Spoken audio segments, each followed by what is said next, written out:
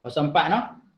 Jadi saya baca fasa 4. Kita baca kita ni negeri Kedah lah. Negeri Kedah ni dia masuk sama seperti negeri-negeri yang MOK 1 tu. Okey, 3 hari bulan. Katalah mana nak tahu 2-3 hari ni tahu Kedah diisytiharkan fasa 4 tu. Kan? Dilompat daripada fasa 1 lompat pergi fasa 4. Pada masa tu kita dah ada ilmu ni. Kita boleh laksana. Okey. Jadi pada 3 hari bulan nanti kehadiran murid-murid ke sekolah sama seperti fasa 3. Fasa 3 maknanya daripada 3 hari bulan sampai 17 hari bulan sama seperti fasa 3. Okey. Lepas itu bermula daripada 17 hari bulan untuk sekolah rendah akan ditambah murid tahap 1. Jadi murid tahap 1, 2 dan 3 hadir secara penggiliran. Mana nak tahu tuan-tuan, kita pun tak boleh nak bayang juga ni. Sebab apa? Bila Melaka diisytiharkan travel bubble, jadi Melaka esok mereka dah fasa 4. Sebenarnya mereka duduk fasa 2 lagi. Dah lompat. Jadi kita ambil lah ilmu ni.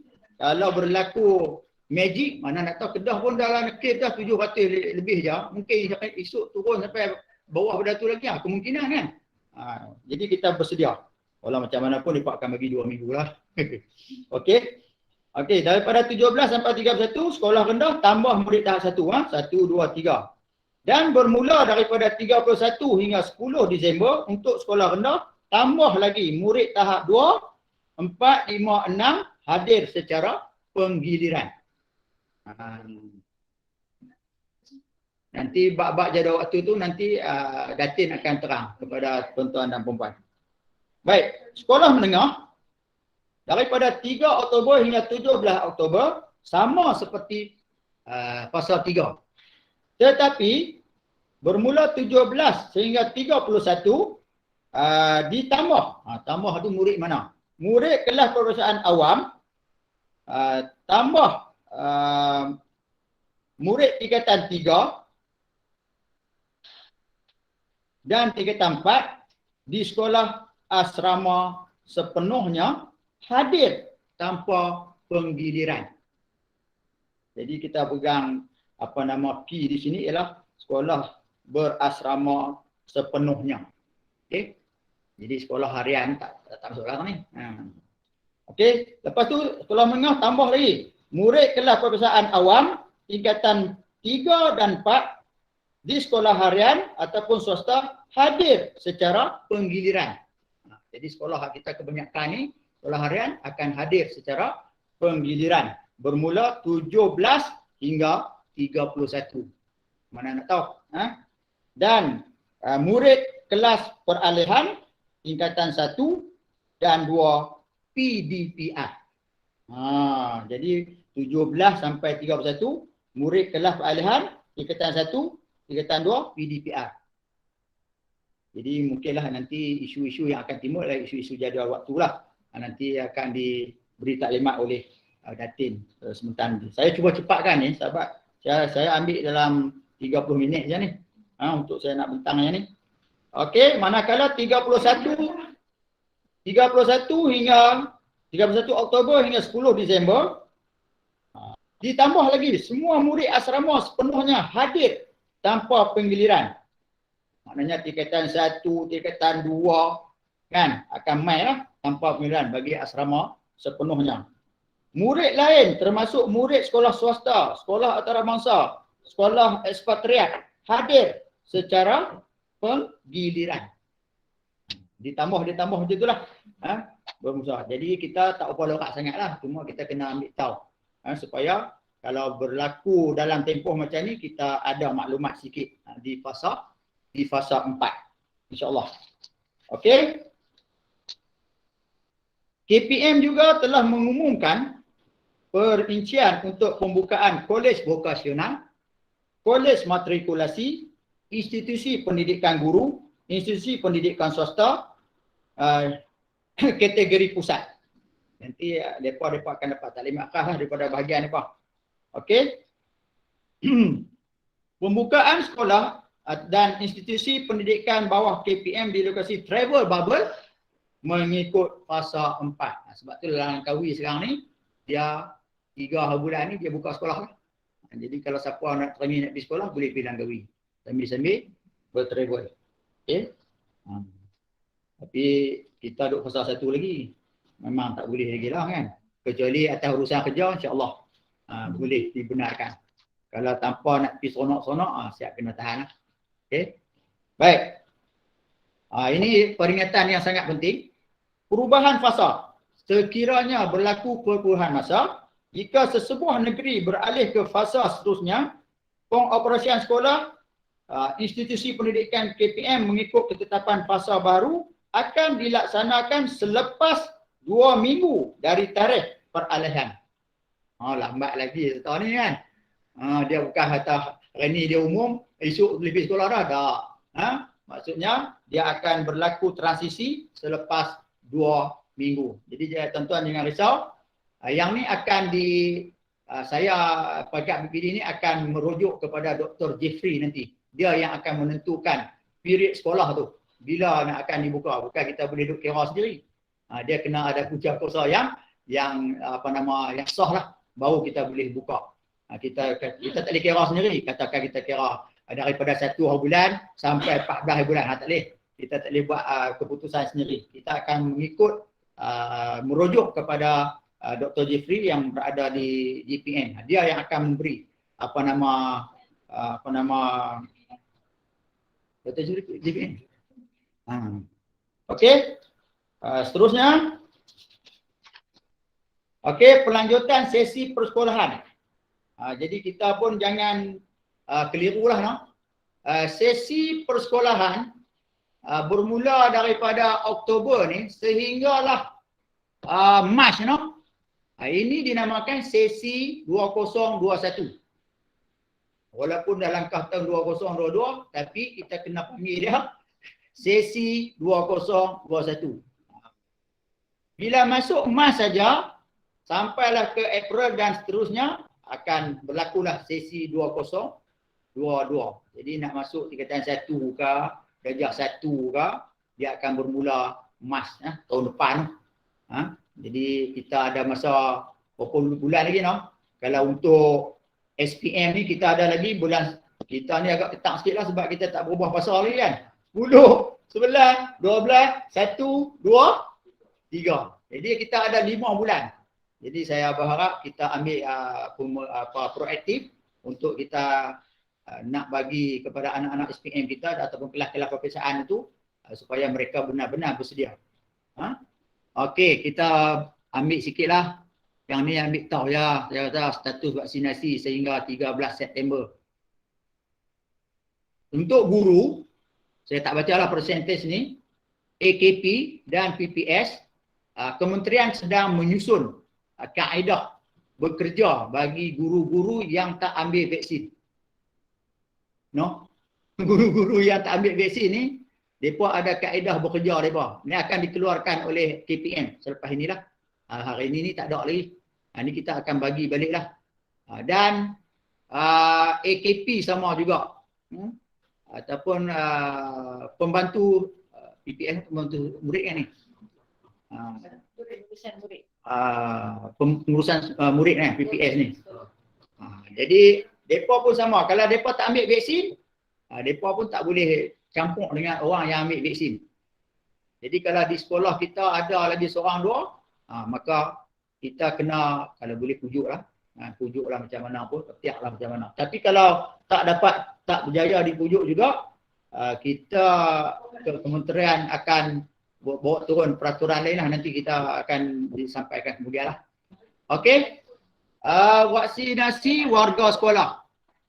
Hanya pekerja perkhidmatan sokongan yang telah menerima vaksin lengkap boleh bertugas di sekolah. Lengkap ni maksudnya 2. Kalau 1 tak boleh lagi. Kan? Jadi kalau ada di sekolah kita sekarang ni yang belum lagi lengkap, minta mereka segeralah. Tapi kita ni lega sikit lah sebab kita nak buka sekolah ni rasanya lambat lagi lah kita. Sebab kita duduk fasa 1 lagi. Walau macam mana pun kita ambil cakna lah. Okey. Guru dan AKP yang belum menerima dan tidak menerima vaksin perlu hadir ke sekolah dan memastikan. Kan. Pertama, garis panduan dan arahan yang dikeluarkan oleh KPM dipatuhi. Ini akan sampai nanti garis panduan kena patuh. Ujian COVID-19 lengkap RT-PCR dilakukan 3 hari sebelum hari pertama persekolahan. Mereka kena ambil ujian RTK mereka sendiri. Ujian kendiri COVID-19 dilakukan secara berkala sebanyak 2 kali seminggu. Okey, 2 kali seminggu di sekolah dengan pemerhatian pihak sekolah. Okey. Keputusan ujian dilaporkan kepada pihak sekolah. Kita kena pastikan mereka melaporkan kepada kita. Melaporkan kepada pengetua dan guru besar. Kalau ada di kalangan guru dan AKP yang belum vaksin. Apabila sekolah dibuka nanti, kalau ada, kita kena pastikan mereka melaporkan dan pastikan mereka menjalani ujian COVID-19. Sentiasa memakai pelitup muka berganda, pelindung muka. Maknanya, atau anda apa dia panggil apa? Face shield. Mereka kena pakai 2 tu. Sentiasa memakai pelitup muka ni 2 lapis, berganda dan pelindung muka. Tidak berada di bilik atau kawasan yang sama dengan murid atau warga sekolah yang menerima vaksin lengkap. Maksudnya mereka memang kena asing terus ya. Dia mai-mai tu kata-kata dia, dia kata dia AKP duduk dalam jabat katakan. Kena bawa meja dia pergi duduk tang lain. Dia kerja di kena cari bilik kosong pergi dah kerja tak mana pun kan. Tapi kita uruslah secara berhemah lah. Secara berhemah. Supaya peraturan 1 sampai 6 ini dipatuhi oleh guru dan AKP yang belum menerima. Jadi untuk makluman tuan-tuan dan puan-puan, sekarang ni saya dah dapat dah surat-surat daripada guru-guru yang tak nak vaksin. Guru-guru yang tak nak vaksin sampai juga permohonan ke PPD. Dah sampai dah kat saya ni pun banyak juga. Kita kalau ikut di daerah kita berapa yang tak ni? Ada 44 orang yang menolak. Kan? 44 orang tuan-tuan dan puan-puan. Kira 44 tu pun kita hanya boleh galakkan. Tak boleh nak paksa. Setakat lah. Memberi galakkan.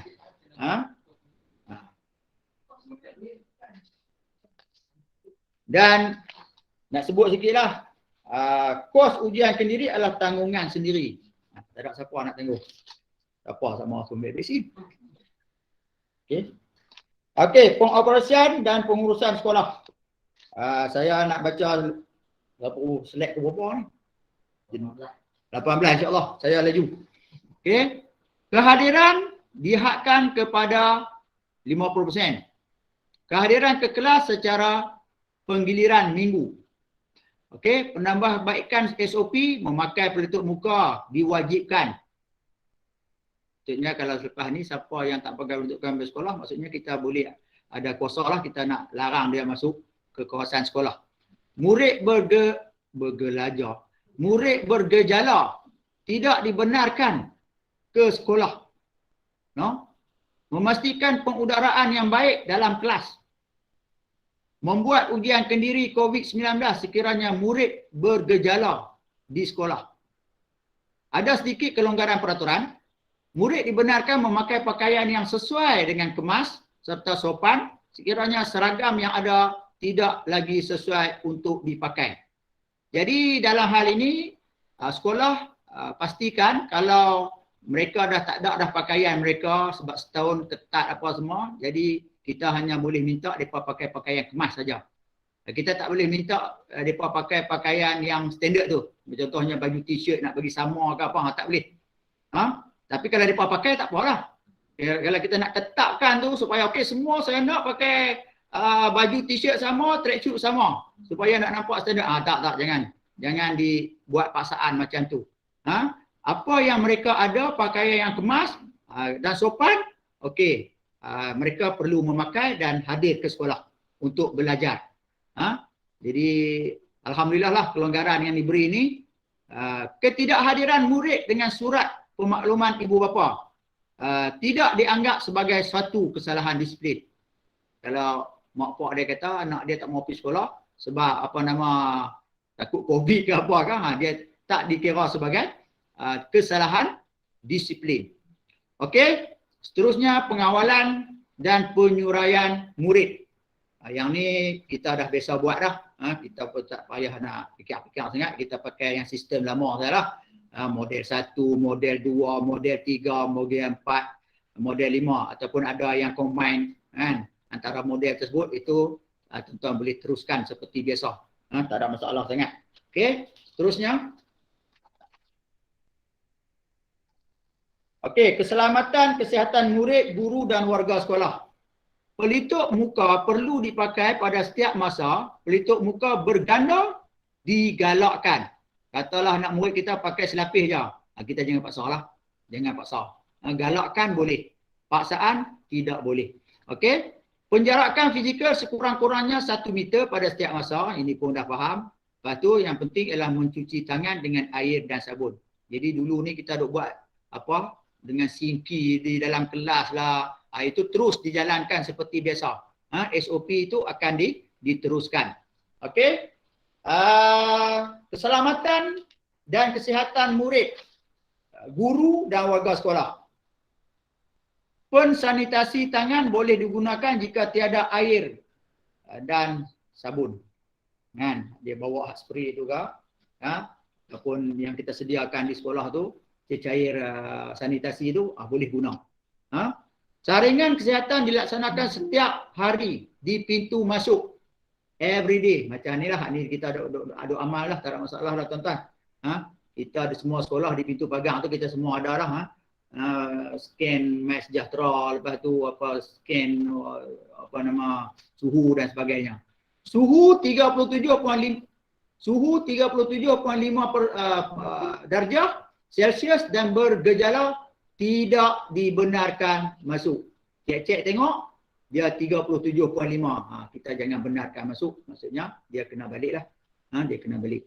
Okey. Keselamatan dan kesihatan murid, guru, warga sekolah. Kawasan sekolah sentiasa bersih dan selamat untuk digunakan. Okey. Disanitasi dengan kerat. Penggunaan pelindung muka digalakkan. Jadi boleh pakailah face shield tu, boleh beli. Boleh beli dan boleh pakai. Di sekolah ketika kita nak masuk mengajar pun kita boleh pakai. Okey. Jadi kalau double tu lebih selamatlah. Kalau ada delta ke, sebab delta ni dia boleh terbang ke udara ni kan. Boleh selamatlah dari segi dijangkiti. Walaupun kita sudah divaksinasi. Kita ada vaksinasi 2 pun kita belum kebal lagi lah. Okey. Pengurusan prasarana. Pintu dan tingkap hendaklah sentiasa dibuka. Kalau ada sekolah tak ada tingkap tu lagi untung kan. Tapi maksudnya pintu bilik darjah dan hendaklah dibuka langsir tidak menghalang aliran udara. Kan? Kalau langsir yang kita biasa guna, langsir yang sampai ke bawah tu, itu seeloknya kita buka lah. Kalau langsir hak atas tu, saya rasa hak sekerat tu boleh gagah lagi lah. Tapi kalau turun sampai ke bawah, kita kena buka. Sebab berlaku aliran udara. Sebab ada mungkin, kalau di segi ni mungkinlah sekolah dia tak nak buka sebab dia rasa tak cantik benda tu. Sekarang ni bukan isu cantik tak cantik, sekarang ni isu keselamatan. Kita kena buka lah. Penggunaan kipas digalakkan untuk tujuan pengaliran udara. Kan? Jadi kipas ni elok kita buka lah sedia untuk memastikan aliran udara.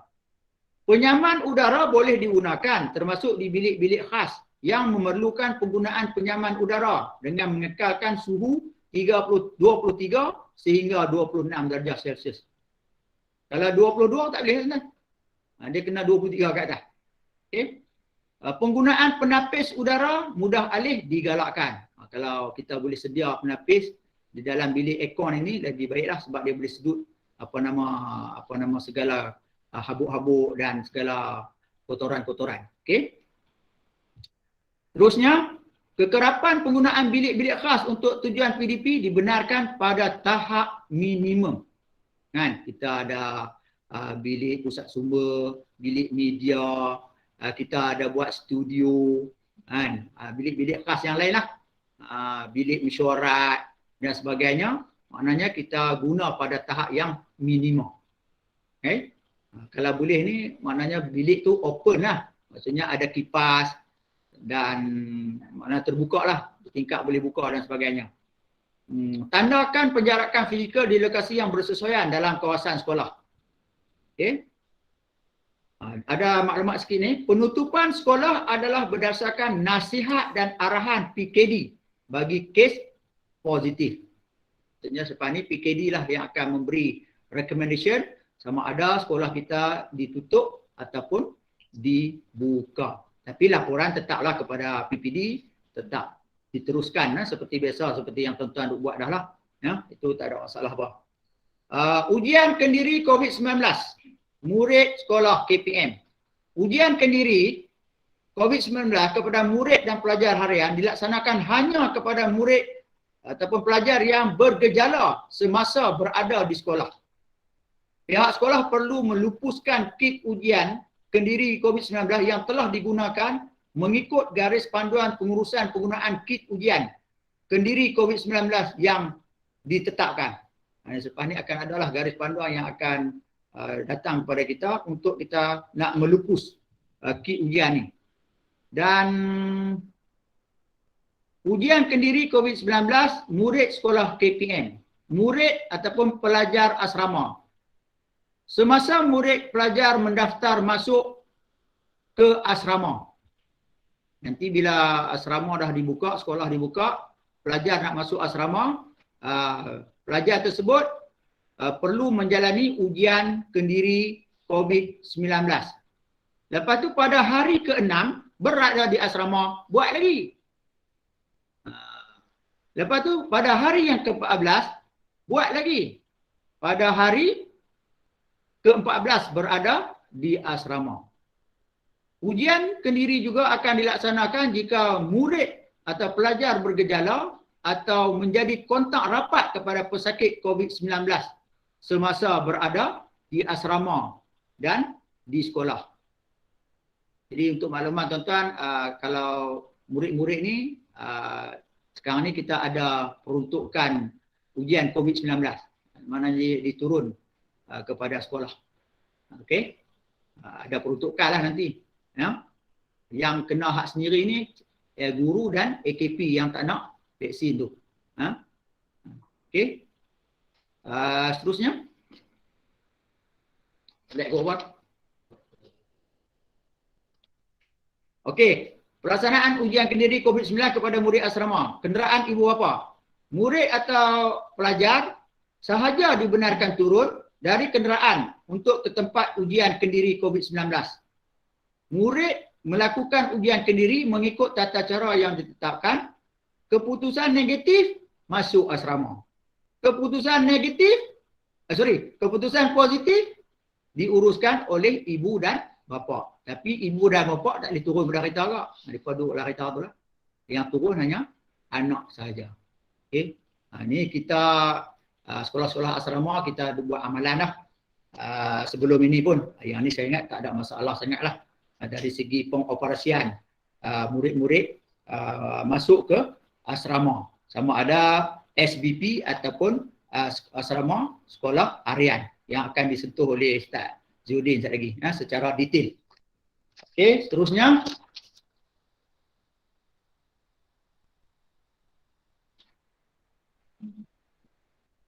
Jalan ni? Ya kan? Tak tak hilang ke?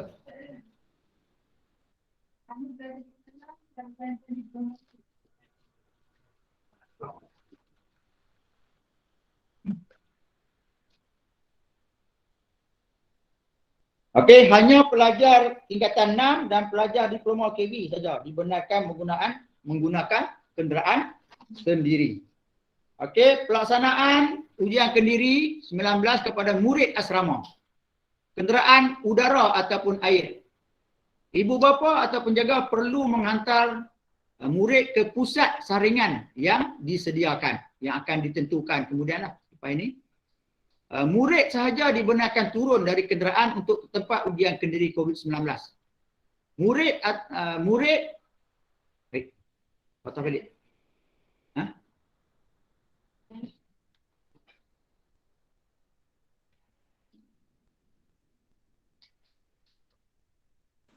Saya nak cuba habiskan dalam 30 minit.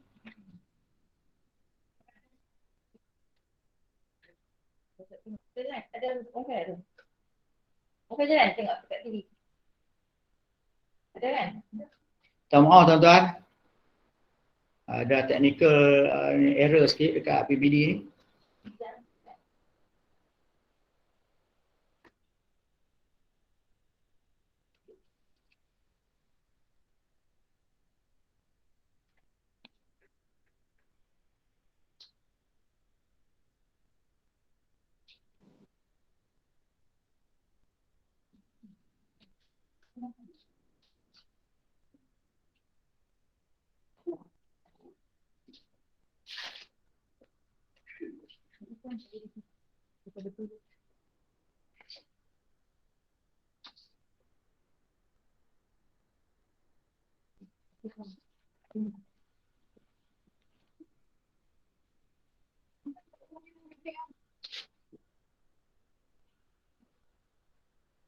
Okey, tak banyak lah.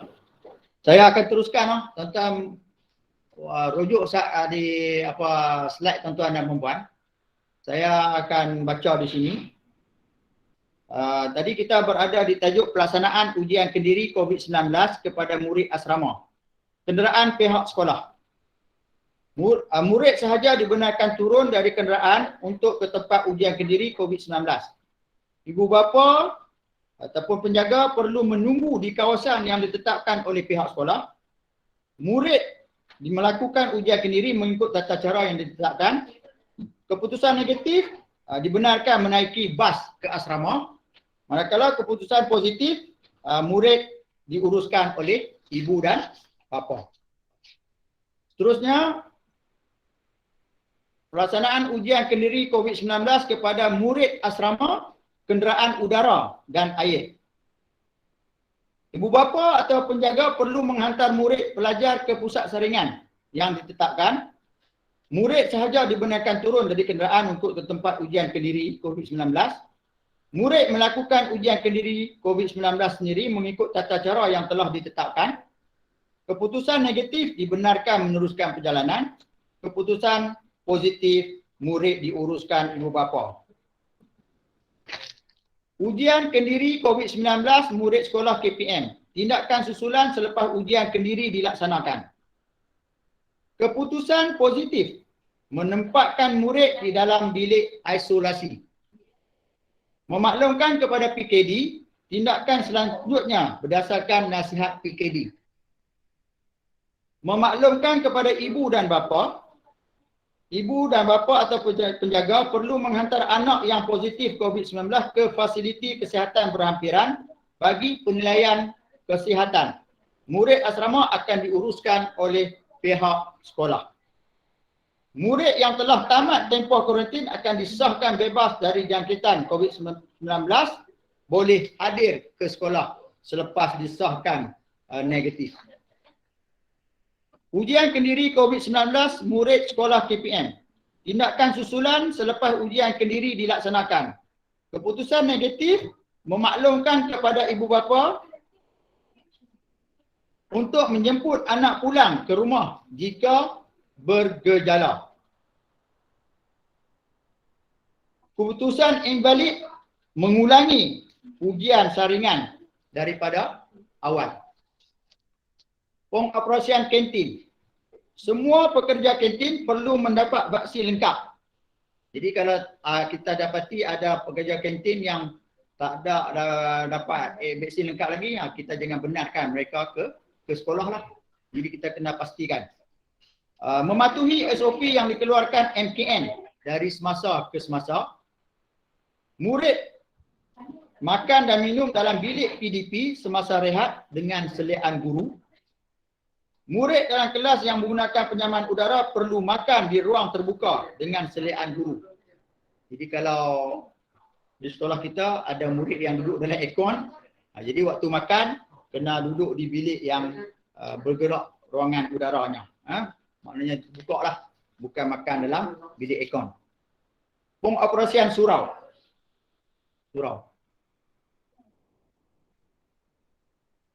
Surau sekolah yang berstatus surau Jumaat dibenarkan melaksanakan solat Jumaat. Kita di Kedah ni hanya Jenan saja. Kita di daerah Kota Stang tak ada lah. Tapi kita ambil tahu lah kan. Bagi orang tanya, boleh lah tolong jawab. Orang kampung tanya. Okey. Surau yang bukan berstatus surau Jumaat perlu mendapat kelulusan dari pihak berkuasa negeri. Jemaah terhad kepada murid, guru dan warga sekolah.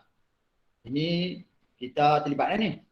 Imam, bilal dan ahli jawatan kuasa surau yang dilantik oleh komuniti atau pihak berkuasa agama untuk mengendalikan urusan solat Jumaat di surau sekolah dengan syarat telah mendapat vaksin lengkap.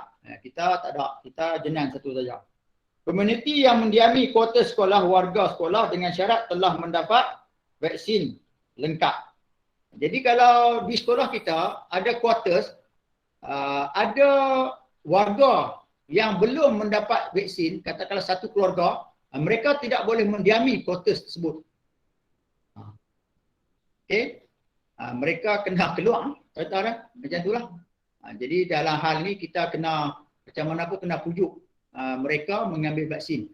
Kalau tidak, mereka perlu keluar daripada quarters tersebut.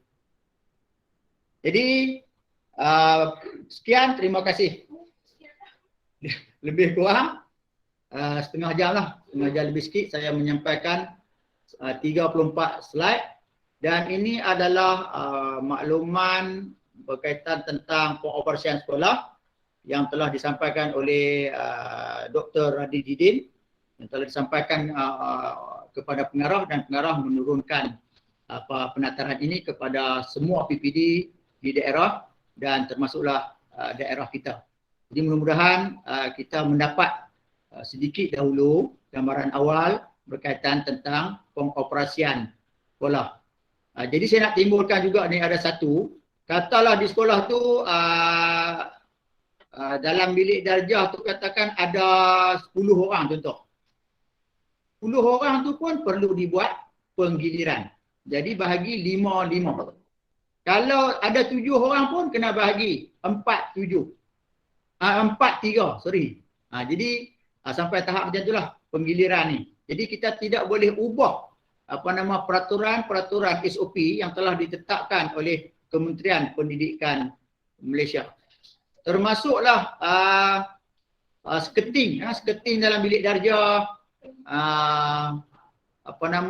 alas-alas meja, nak bagi cantik kan. Sekarang dah tak boleh lah.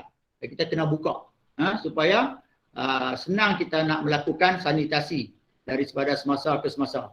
Sebab virus ni bila dia lekat di kain, maka dia akan berada di situ. Kan? Jadi kalau orang lain pergi pegang pula akan berlakulah jangkitan. Jadi itu daripada saya tuan-tuan dan puan-puan. Jadi untuk slot seterusnya saya akan serahkan kepada Datin lah.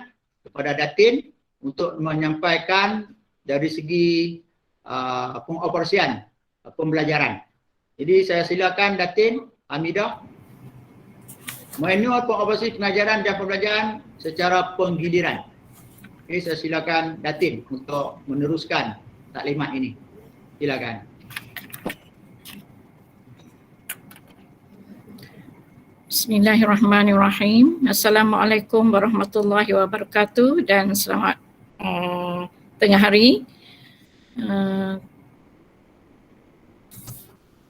Yang berusaha Tuan Haji Ishak Zulkifli, Pegawai Pendidikan Daerah Kota Star, Tuan Haji Ismail Yahya, Timbalan PPD Perancangan, Puan Azimah Mahmud, Timbalan PPD Pengurusan Sekolah, Ustaz Zainuddin Saad, Timbalan PPD Sektor Pembangunan Murid, barisan SIP Plus, SIC Plus dan pegawai-pegawai PPD serta yang saya muliakan barisan pengetua dan guru besar daerah Kota Star. Okey, ini tiba giliran saya untuk menu pengoperasian pengajaran dan pembelajaran secara penggiliran. Okey. Seperti yang Tuan PPD maklumkan tadi, bahawa sesi ini lebih kepada membacakan semula slide yang telah disediakan dan telah disampaikan oleh Yang Berhormat Menteri Kanan Pendidikan kita. Jadi kita akan sampaikan apa yang telah disampaikan oleh YB lah. Okay, sekolah akan dibuka secara berperingkat mengikut fasa pemulihan negara mulai 3 Oktober 2021. Murid akan hadir secara bergilir mengikut minggu.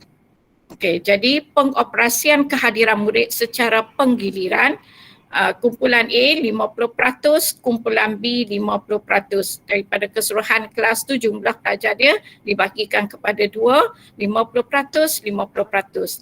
Kalau minggu pertama, kumpulan A PDP di sekolah.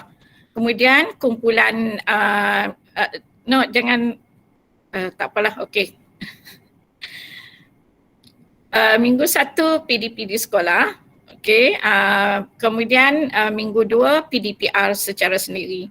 Kumpulan B pula, bila kumpulan A PDP di sekolah, kumpulan B PDPR secara sendiri. Kemudian minggu kedua yang kumpulan A itu PDPR secara sendiri, kumpulan B PDP di sekolah. Itu yang dikatakan penggiliran. Okey, kita tunjuk contoh kelas. Sekarang kelas, okey, next slide please. Yes, okey. Diberi contoh kepada kita di sini ialah tingkatan 5 Jupiter, tingkatan 5 Marif. Di sekolah kita ada macam-macam nama kelas kan, ada Baiduri, ada Berlian, ada Arif, ada Dynamic. Okey, jadi ikut kelas kita lah sekolah kita. Tingkatan 5 Jupiter ada 42 orang murid. Okey, 21 orang murid kumpulan A, 21 orang murid kumpulan B. Sama juga kalau tingkatan Marik, 5 Marik tu ada 20 orang murid. Mungkin kelas sains tulis ni selalu budak tak ramai kan. Jadi 20 orang murid, 10 kumpulan A, 10 kumpulan B. Jadi yang kata penggiliran tu ialah apabila kumpulan A ni minggu pertama dia PDP di sekolah. Okey, minggu kedua dia PDPR. Kemudian yang kumpulan B pula yang akan masa minggu pertama PDP itu kumpulan A di sekolah, yang kumpulan B ni PDPR secara sendiri. Jadi satu kelas tu 5 Jupiter, 21 orang murid ada di sekolah PDP, 21 orang murid kumpulan B berada di rumah PDPR secara sendiri. Okey, bila minggu pertama tu yang kumpulan B PDPR secara sendiri, yakni yang kita kata tadi pihak pengurusan sekolah, pengetua dan guru besar hendaklah berbincang kaedah bagaimana nak sampaikan bahan pembelajaran, modul ke dan sebagainya untuk pelajar kumpulan B ni. Sebab minggu pertama dah mula, jadi minggu pertama tu kita kena usahakanlah bagi modul tu sebelum bermulanya minggu pertama. Kalau tidak, kumpulan B tak ada bahan di rumah. Macam tu. Nanti kita akan terangkan apa peranan tuan-tuan dan puan-puan ya. Okay, next slide please. Okay, pengajaran dan tajuk dia turun bawah sikit. Okey, pengajaran dan pembelajaran secara penggiliran. Okey, tanpa penggiliran tadi telah disampaikan oleh Tuan PPD kita bahawa diberi contoh di sini nama Rusdi, murid tingkatan 6 semester 2 dan rakan-rakannya PDP di sekolah kerana mereka ni tidak terlibat dengan penggiliran. Dah masuk masa kedua lagi, fasa kedua. Okey. Yang penggiliran ni okey, diberi nama di situ minggu 1 Izani, okey, PDP di sekolah, dan yang minggu 2 tu Jahliha. Minggu kedua dia akan berada di sekolah lah. Kemudian bila Izani minggu 1 ada di sekolah, kawan dia Jahliha yang kumpulan satu lagi itu akan PDPR di rumah. Okey, jadi setakat tu saya pasti tuan-tuan dah nampak gambaran ya. Okey, ada dua orang pelajar di sini nama Izani dengan Jaleha, dua-duanya duduk dalam dua kumpulan yang berbeza. Bila Izani datang ke sekolah PDP, Jaleha duduk di rumah PDPR. Jaleha datang ke sekolah PDP minggu seterusnya, Izani pula PDPR di rumah. Okey. PDP di sekolah dan PDPR secara sendiri, maksud di sini bila duduk di rumah tu, dia ada membuat latihan tugasan untuk pengukuhan dan pengayaan. Okey. Dan persediaan untuk pembelajaran minggu berikutnya. Okey, nanti kita tengok dia bagi carta kat kita tu, kita tengok bagaimana penerangan yang seterusnya selepas ni. Tapi sebelum tu kita kata latihan pengukuhan dan pengayaan ni, kalau tuan-tuan masih dah tengok pelancaran KPM Perkasaku oleh yang berbahagia Ketua Pengarah Pendidikan kita yang berbahagia Datin Nur Zabani, ada diterangkan tentang program KPM iaitu Perkasaku. Dalam tu dia ada dua strategi M2P iaitu mampat, pecut, kaya. Jadi di sini termasuk aktiviti pengukuhan dan pengayaan. Okey. Kemudian tidak terlibat penggiliran ialah murid, contoh di sini ISMA, murid tingkatan 2 dan rakan-rakan yang tak masuk lagi ke sekolah, fasa yang keberapa tak masuk lagi. Jadi mereka akan PDPR sepenuhnya dan berdasarkan menu pengajaran dan pembelajaran di rumah versi 2. Kalau tuan-tuan masih ingat lagi menu PDPR versi 2 tu, okey, di dalam tu diterangkan bagaimana pelaksanaan menu tersebut. Kalau tuan-tuan masih ada dalam simpanan, dah berapa kita dah pernah share dengan tuan-tuan di dalam grup. Okay, jadi next slide please. Okay, ini kaedah pembelajaran dia. Okay, kumpulan A dan kumpulan B. Dia bagi nama kumpulan A, kumpulan B. Masa kami taklimat ada yang kata boleh juga bagi warna-warna, ada warna hijau, ada kumpulan warna kuning. Okey. Jadi minggu pertama tu semua hijau je datang sekolah. Okey, minggu seterusnya kuning pula datang ke sekolah. Okey. Jadi masa kami diberi taklimat oleh JPN sebenarnya juga ikut begini jugalah, diberi apa yang diberikan oleh KPM oleh yang berhormat Menteri Kanan. Itulah yang disampaikan kepada kami Timbalan PPD Pembelajaran. Dan diingatkan supaya jangan ubahlah kan. Sat lagi ada yang buat jadual, boleh tak kita buat kelas 5 Arif datang 5 Baiduri, kita buat PDPR. Jangan ubah-ubah ya tuan-tuan dan puan-puan, ikut saja. Kalau kumpulan tahun 5 ke tahun 6 ke bahagi 6 Arif katanya, okey, kalau 6 Arif bahagi 2. Jangan 6 Arif datang 6 Baiduri duduk PDPR, tak boleh, jangan buat macam tu. Ikut saja apa yang telah disarankan. Okey. Kumpulan kumpulan A, kumpulan B, kita tengok minggu pertama. Okey, kumpulan A dia PDP di sekolah. Okey, pembelajaran pemulihan pengukuhan topik S dengan T. Okey, ada 2 topik diberi di situ minggu yang pertama.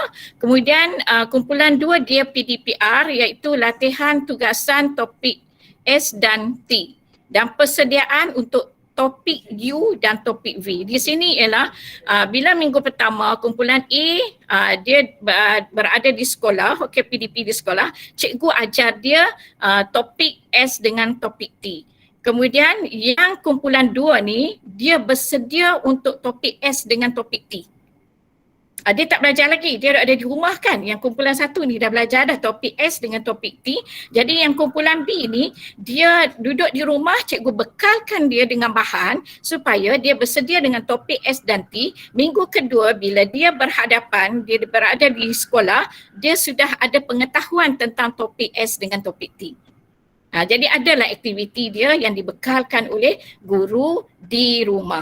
Okay. Begitu juga dengan budak yang kumpulan A ni, bila dia PDPR, dia dah belajar dah dengan topik S, topik T, dan cikgu akan bagi kerja tugasan berdasarkan topik tersebut. Pengukuhan lah tu kan. Okey, jadi samping itu dia diberi topik baru, topik U dan V, supaya bila dia bersemuka pada minggu ketiga, dia sudah bersedia dengan topik U dan topik V. Begitulah seterusnya. Dan saya rasa pada pendapat kami lah di sektor pembelajaran, tuan-tuan dan puan-puan lebih arif tentang perkara apa topik yang hendak diajar kepada murid-murid. Okey, jadi setakat ni saya rasa tuan-tuan dan puan-puan bersama barisan MRT tuan-tuan, barisan L1 tuan-tuan dah tahu dah berapakah kandungan asas kurikulum yang telah dikuasai. Yang tu penting, kena tahu sekarang ni dah masuk September. Okey, kita kena tahu kandungan asas kurikulum dah berapa peratus. Kalau 70%, okey, kita boleh gerakkan, okey, nak buat pengukuhan pengayaan dan sebagainya sampai Februari. Kalau belum lagi kuasai, dan kita kenalah usahakan supaya kandungan asas 70% itu dicapai. Kita kena buatlah mampatan, okey, pengayaan mampatan pecutan dan pengayaan tersebut. Okey, dalam catch-up plan. Catch-up plan ni ada masa pelancaran perkasaku oleh yang berbahagia Datin Sri Nozamani. Okey. Okey, 2 atau lebih topik yang bersesuaian boleh digabungkan. Yang tadi yang saya sebutlah topik S dan topik T dalam tempoh 2 minggu pembelajaran untuk memastikan kandungan kurikulum dapat diselesaikan. Okey, dan mengambil kira baki kandungan kurikulum mata pelajaran yang ditetapkan dan penguasaan pembelajaran murid sepanjang PDPR. Okey, seterusnya.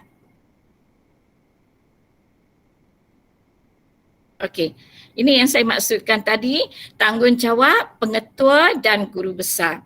Apa peranan kita sebagai PGB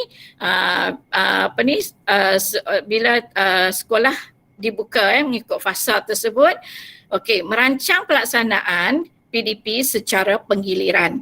Ini yang katakan kita panggillah mesyuarat dan sebagainya, nak agihkan budak tu bagaimana, okey. Kemudian membimbing guru dalam melaksanakan PDP secara penggiliran.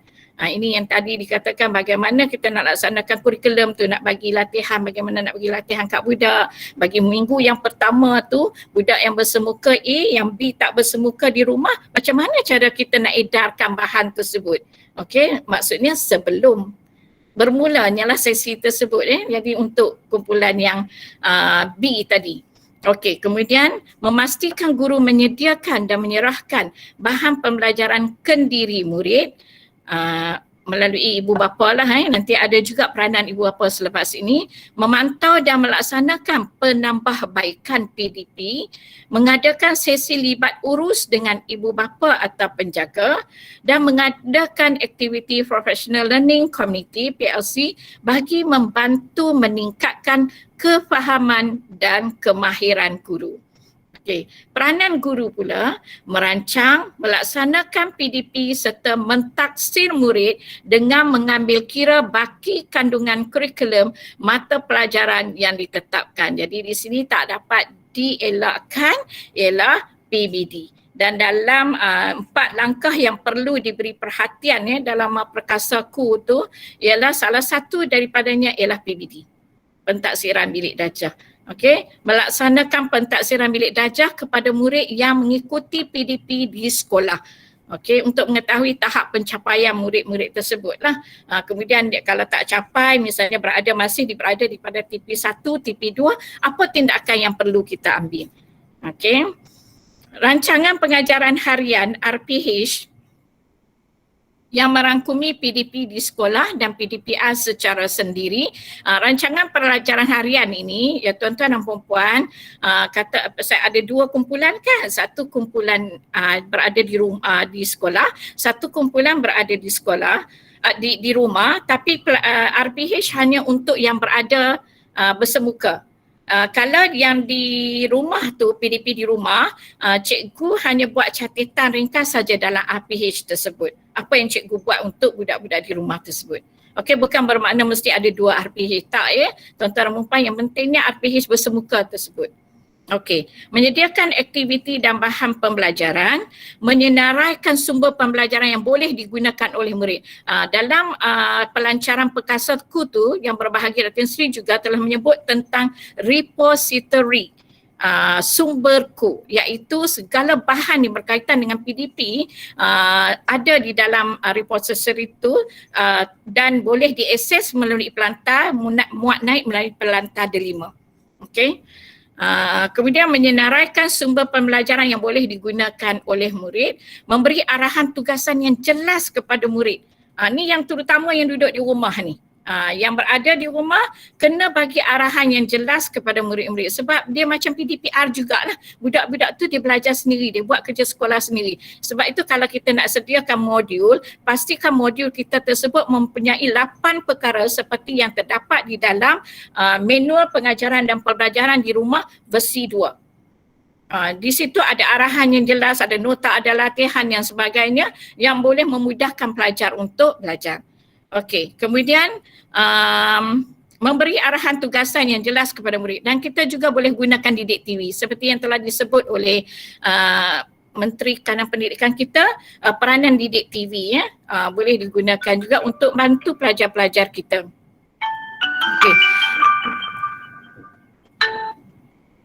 Okey, memastikan murid mendapat dan memahami tugasan pembelajaran, memaklumkan ibu bapa penjaga tentang tugasan pembelajaran yang diberi kepada murid. Okey, next slide. Okey, tanggungjawab murid. Hadir bergilir-gilir secara mingguan dan mengikut jadual waktu yang disediakan. Mendapatkan bahan, tugasan dan penjelasan daripada guru. Merancang masa belajar untuk menyelesaikan tugasan yang diberikan oleh guru, menyelesaikan tugasan yang diberikan oleh guru, membuat persediaan untuk sesi PDP di sekolah pada minggu yang berikutnya. Okey. Ibu bapa, peranan ibu bapa penjaga memastikan anak-anak jagaan hadir ke sekolah mengikut jadual penggiliran yang disediakan oleh pihak sekolah. Memastikan anak-anak jagaan melaksanakan tugasan aktiviti PDPR secara sendiri yang disediakan oleh guru, membantu anak-anak jagaan mendapat maklumat berkaitan dengan sesi PDPR, berkomunikasi dengan guru dari semasa ke semasa untuk mendapatkan maklumat pembelajaran anak-anak, menyokong pembelajaran anak-anak jagaan dengan memberi bimbingan dan motivasi dan memberi kerjasama yang berterusan terhadap aktiviti yang dilaksanakan oleh pihak sekolah. Okey, jadi seperti PDPR lah ya. Jadi bila kita buat PDPR pun kita perlukan sokongan yang padu daripada ibu bapa lah, kerana bila anak-anak tu berada di sekolah masa penggiliran ni tuan-tuan difahamkan bila kami tanya pada JPN difahamkan memang tak ada jadual waktu macam kita duk buat sekarang ni lah. Anak-anak lebih bebas untuk buat kerja yang diberi oleh guru. Okey. Seterusnya. Okey, itu slide yang terakhir. KPN komited melakukan yang terbaik. Itu sahaja daripada saya sebelum saya mengundur diri. Di sini saya ingin sampaikan beberapa pengumuman lah yang berkaitan dengan modul pemugaran literasi dan numerasi yang disediakan oleh Pegawai Pemulihan Khas saya, Puan Fariza dan Puan Zahra, untuk para guru besar yang berada dalam sesi taklimat pagi ini. Perkaranya berkaitan dengan taklimat modul pemugaran literasi dan numerasi oleh bahagian pembangunan kurikulum telah diadakan pada 16 Ogos 2021. Dan untuk pengetahuan tuan-tuan dan puan-puan, antara perkara yang diberi fokus dalam perkasaku ialah pemugaran literasi dan numerasi, terutamanya bagi murid-murid tahap 1 yang belum menguasai 3M. Jadi ini antara strategi yang diambil untuk memastikan murid-murid kita ni menguasai 3M. Jadi dibekalkan dengan modul pemugaran literasi dan numerasi dan sekarang dalam proses untuk kita terima ya. Okey. Kemudian 2 taklimat modul pemugaran literasi dan numerasi oleh JPN kepada penolong PPD Pemulihan Khas Negeri pada 29 Ogos 2021. 3 webinar wacana ilmu program pemakasaan kurikulum siri 1 pemugaran literasi dan numerasi 7 September 2021. 4 taklimat penataran modul pemugaran literasi dan numerasi kepada guru-guru pemulihan khas PPD Kota Star pada 22 September 2021. 5 penerimaan modul pemugaran literasi dan numerasi di PPD Kota Star dijangka 26 September 2021. Kalau lori itu tiba malam lah kita datang mengangkut modul tersebut. 6 edaran modul kepada 94 buah sekolah mulai 27 September hingga 28 September. Jadi kalau kita terima modul 26, besok 27 dan 28 kita akan edarkan modul kepada sekolah, 94 buah sekolah. Kaedah pengedarannya kita akan maklum kemudianlah supaya kita patuh kepada SOP. Ini sangat-sangat pentinglah supaya tidak berlaku kesesakan. Kita akan bincang, mungkin kita akan buat ikut PPD ataupun kita akan rancang ikut PKG. Jadi kita tengok dulu bagaimana. Okey. Edaran modul kepada waris-waris murid pemulihan terlibat oleh pihak sekolah mulai 28 September hinggalah 30 September.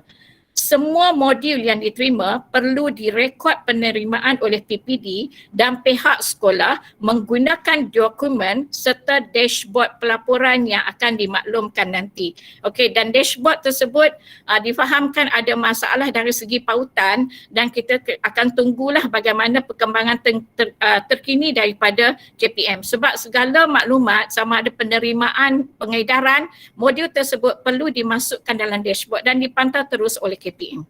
Okey. Dan kita sepatutnya akan adakan taklimat kepada PGB tapi disebabkan ada halangan tertentu, kita bagi dulu dekat guru pemulihan khas. Kalau tak salah saya petang ni 22 bulan petang kepada guru pemulihan khas dahulu, dan saya difahamkan bahawa naib pengurusi TST guru besar SK Buluh 5 Ustaz Ramli dah pun dapat penerangan penuh. Jadi Ustaz bolehlah kot bantu-bantu MGB untuk memberi kefahaman yang jelas tentang modul pemukaran, modul literasi dan numerasi. Okey, itu sahajalah daripada saya. Kami lebih kepada konten tuan-tuan dan puan-puan. Terima kasih atas tumpuan yang telah diberikan kepada taklimat ini. Okey, terima kasih. Assalamualaikum warahmatullahi wabarakatuh.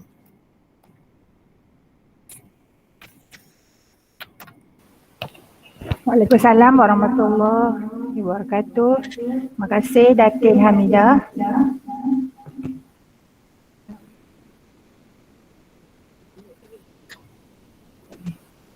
Okey. Saat kami ada teknikal echo sikit. Okey. Okey, seterusnya kami menjemput bahagian KPP Sektor Pendidikan Khas JPN iaitu Encik Abdul Razak bin Mat untuk memberi taklimat ringkas berkenaan pengoperasian sekolah bagi murid berkeperluan khas. Dengan segala hormatnya dijemput Tuan Abdul Razak.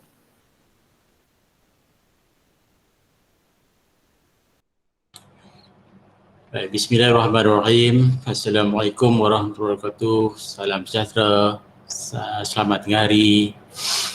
Terima kasih kepada pengacara majlis, Yang Besar Tuan Haji Ishak bin Zulkifli, Ketua Pegawai Pendidikan Daerah Kota Star, Yang Besar Tuan Puan Timbalan, PPD, pegawai PPD, Yang Besar para pengetua dan guru besar sekolah-sekolah di daerah Kota Star, tuan-tuan dan puan-puan sekalian. Baik, pertama sekali alhamdulillah syukur kita kepada Allah SWT kerana diberi kesempatan untuk sama-sama dalam taklimat ataupun sesi libat urus berkaitan operasi sekolah bagi tahun 2021 ini dalam fasa plan pemulihan negara. Terima kasih kepada Tuan PPD Kota Star kerana bagi peluang kepada saya untuk bersama-sama dengan pentadbiran pendidikan ataupun pendidikan di Kota Star. Baik. Untuk pengoperasian sekolah bagi murid keperluan khas MBK ni, baik, teruskan slide Baik, yang ni tuan-tuan, kita tengok mengikut fasa pembukaan semula sekolah murid keperluan khas ni mengikut fasa tahun 2021. Jika fasa 1 ni kita dah faham dah bahawa semuanya PDPR. Okey, kita ni Kedah ni masih fasa 1 di sebelah Tanah Besar ni kecuali di Langkawi lah. Langkawi sekarang ni dah fasa 4 Baik. kita tengok kepada pasal 2. Pasal 2 ni bagi murid berkeperluan khas, ya, mulai pada 3 Oktober nanti, sekolah rendah MBK di SKPK, iaitu Sekolah Kebangsaan Pendidikan Khas di Kota Star ni, iaitu di SKPK Alor-Star lah, di Alam Kudu tu, ya, hadir tanpa penggiliran. Yang kedua, MBK di PPKI. PPKI ni Program Pendidikan Khas Integrasi. Ya, ada sebahagian di Kota Star ada program ni, hadir tanpa penggiliran. Itu sekolah rendah. Begitu juga di sekolah menengah. Sekolah menengah MBK di SMKPK ataupun SMPKV. Ini kita di Kedah ni SMPKV lah, Sekolah Menengah Pendidikan Khas Vocational Merbuk. Itu di Kuala Mudayan sana tu. Ada dah, hadir tanpa penggiliran juga. Dan MBK di PPKI menengah hadir tanpa penggiliran. Itu pasal yang kedua. Jika kita masuk ke pasal yang ketiga, MBK di SKPK dan PPKI sekolah rendah hadir juga tanpa penggiliran. Kemudian pasal 3 ni ditambah dengan MBK di prasekolah, di sekolah pendidikan khas dan juga di PPKI. Kita ada juga prasekolah untuk murid keperluan khas ni. Contohnya kita di Kota Star ni, iaitu di SK Jalan Datuk Kumbak, di SK Bohor, kemudian di SKPK Alor-Star lah, yang ada prasekolah untuk murid keperluan khas. Jadi menengah, macam pasal 2 tadi lah, MBK di SMPKV dan juga MBK di PPKI hadir tanpa penggiliran.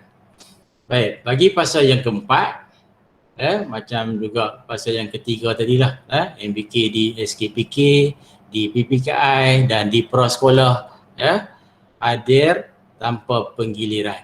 Itu juga di sekolah menengah, di SMPKV dan juga di PPKI hadir tanpa penggiliran. Maknanya di sini rumusnya, murid berkeperluan khas bila ikut pasal ni, dia akan hadir tanpa penggiliran. Tanpa penggiliran. Okey, next slide. Okey, yang ni persiapan kita sebelum sesi persekolahan bermula. Jadi untuk murid berkeperluan khas, kita ada orang pengisytiharan kesihatan untuk murid keperluan khas. Yang ni bila kita buka sekolah pada 1 Mac 2020 itu ni, sekolah semua dah ada dah orang ni, sekolah-sekolah yang terlibat dengan murid-murid MBK ni perlu menyerahkan orang isytihar kesihatan ni kepada waris isi, kemudian serahkan kepada sekolah sekurang-kurangnya 3 hari sebelum sesi persekolahan bermula. Jadi kita di Kota Star dan juga 8 daerah lagi ni belum lagi disiarkan ke pasal yang berikutnya, tapi kita prepare lah, pihak sekolah boleh prepare dah dengan jumlah murid dan sebagainya kan. Jadi nak menentukan tahap kesihatan murid keperluan khas, kerana bila ibu bapa dah serah borang ni, sekolah akan meneliti tahap kesihatan murid berdasarkan kepada orang tersebut. Jika didapati murid tu waris dah isytiharkan kata bergejala ataupun biasanya dengan COVID ni bergejala lah, jadi waris dah isi, sekolah akan buat keputusan sama ada murid ni boleh hadir ataupun tidak. Kalau kata sekolah, guru-guru pendidikan khas lah kena duduk dan berbincang bersama dengan pengurusan sekolah, pastikan murid yang bergejala ini berbincang dengan waris. Jika tidak membenarkan murid ni hadir ke sekolah kerana bergejala, maklumkan kepada waris, elok-elok lah, yang pentingnya berbincang. Tetapi ada juga kes nanti katakan waris tidak mahu lagi hantar anak dia. Ya. Bila kita masuk fasa 2 nanti, waris tidak mahu lagi hantar anak dia. Jadi yang tu kita tak boleh paksa. Tak boleh paksa. Kita ada dia punya langkah seterusnya. Okay, next. Next slide. Okay, yang ni sambungan daripada persiapan sebelum sesi sekolah ni. Pertama tadi sedia minta panjangkan borang pengisytiharan kesihatan tu kepada waris dah hantar kepada sekolah. Kemudian yang kedua ni ialah persiapan sebelum MBK ke sekolah. Jadi pihak pengurusan sekolah, pelongkanan ataupun penyaras mereka khas perlu menyediakan jadual bekerja bagi PPM, pembantu pengurusan murid. Pembantu pengurusan murid. Jadi yang pertama ni dari segi pasal mengatur, iaitu kita nak sediakan tempat drop point, masuk melalui pintu pagar mana, laluan masuk, laluan keluar. Yang ni bagi saya rasa sekolah-sekolah kita dah buka 2.0 itu, iaitu 1 Mac 2021 itu dah ada plan dia. Jadi kalau dah elok tu teruskanlah. Dah elok teruskanlah. Tapi kita kena tetapkan. Sebab drop point ni adalah bagi MBK yang dihantar dengan menaiki kenderaan. Bagi yang ada masalah fizikal ataupun pakai wheelchair dan sebagainya, sekolah tetapkan di kawasan sekolah tu kat mana nak turunkan pelajar tersebut. Okay. Kemudian menyediakan laluan khas untuk mengibas suhu badan MBK. Yang ni pun perlu kita dah buat dah. Kedua kita ingatkan balik aja. Kemudian mengingatkan MBK sentiasa mencuci tangan dengan air atau sabun sebelum ke sekolah.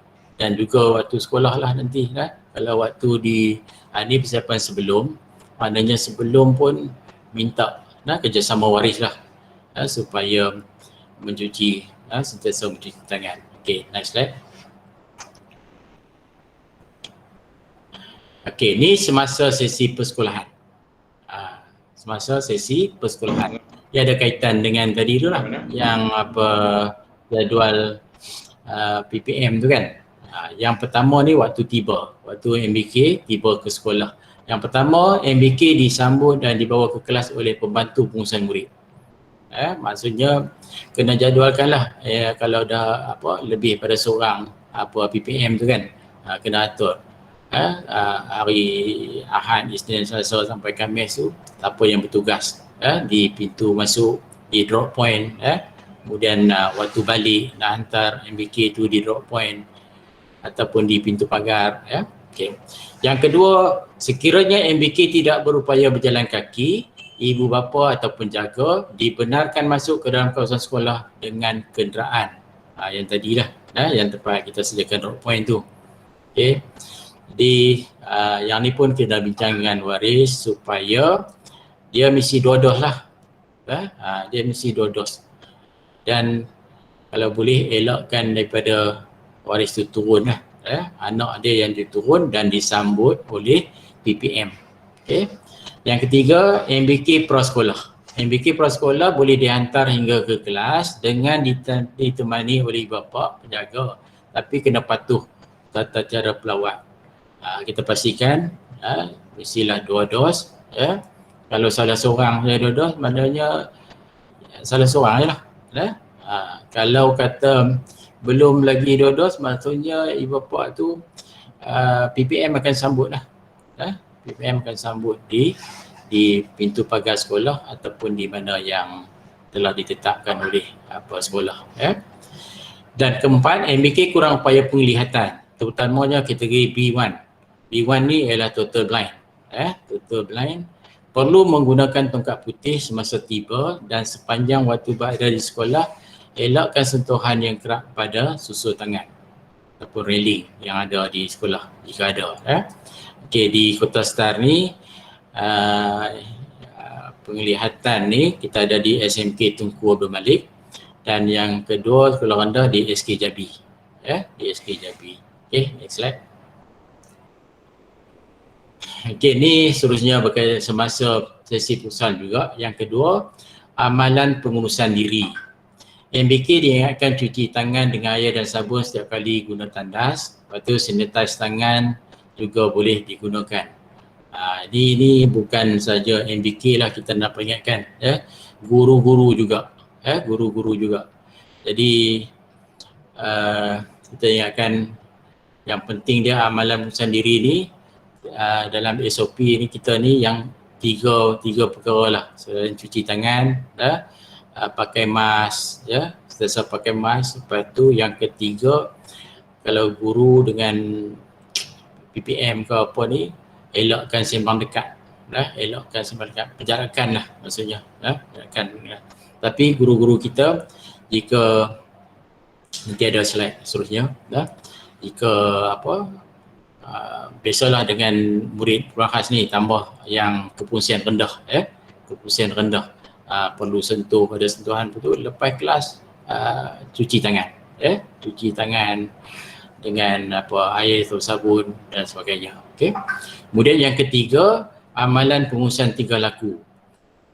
Biasalah ni kemungkinan ni lama tak ke sekolah ni kan, anak kurang khas kita ni kalau dia yang autism dan sebagainya ni, dia nak berubah dengan situasi persekitaran yang baru ni. Dia duduk lama dah di rumah kan, dia nak pergi ke tempat sekolah ni, dia akan berlaku tingkah laku yang dia akan buat, dia akan bertingkah laku ataupun ada masalah tingkah laku.